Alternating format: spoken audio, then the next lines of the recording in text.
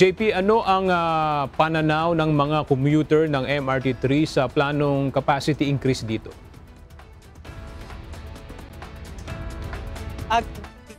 Dun sa perspektibo ng mga pasahero o commuter na nakausap natin sa MRT3, mas inaasahan nila na mas magiging maginhawa yung kanilang biyahe kapag nadagdagan ng capacity yung MRT3. Dahil nga meron daw mga istasyon na napupuno agad ng mga pasahero lalo na kapag rush hour.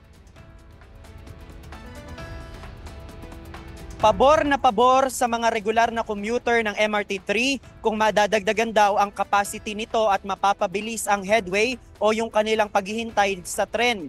Sa mga pasaherong nakausap natin kanina, merong nagsabi na merong mga istasyon gaya ng Guadalupe at Shaw Boulevard na talagang nagsisiksikan na ang mga pasahero lalo na tuwing rush hour.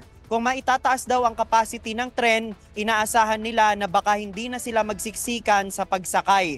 At bagaman pareho lang daw ang ruta ng MRT3 at EDSA busway, mas pinipili nila sa MRT na sumakay dahil mas mabilis ang biyahe dito dahil mas kakaunti ang mga istasyon. Sa isang panayam kahapon, sinabi ni DOTR MRT3 General Manager Engineer Oscar Bongon na dadagdagan ng nasa 33% ang capacity ng MRT3 sa pamamagitan niyan ng pagde-deploy ng mga 4-car train sets. Ang target ng MRT management ay sa buwan ng Hunyo ngayong taon.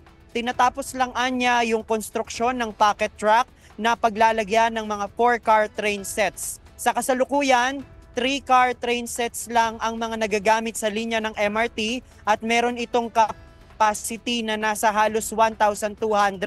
Pero ang mga 4-car train sets, merong capacity na higit sa 1,500. Sa ngayon, umaabot ng nasa 4 na minuto hanggang 5 minuto ang paghihintay bago dumating ang kasunod na tren.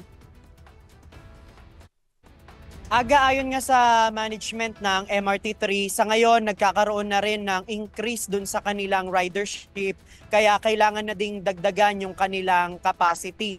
Sa ngayon, umaabot ng nasa halos 250,000 yung ridership sa MRT3 kada weekdays at naglalaro naman sa mahigit 200,000 hanggang 350,000 kapag weekends. Sa ngayon, yan muna ang ating latest live.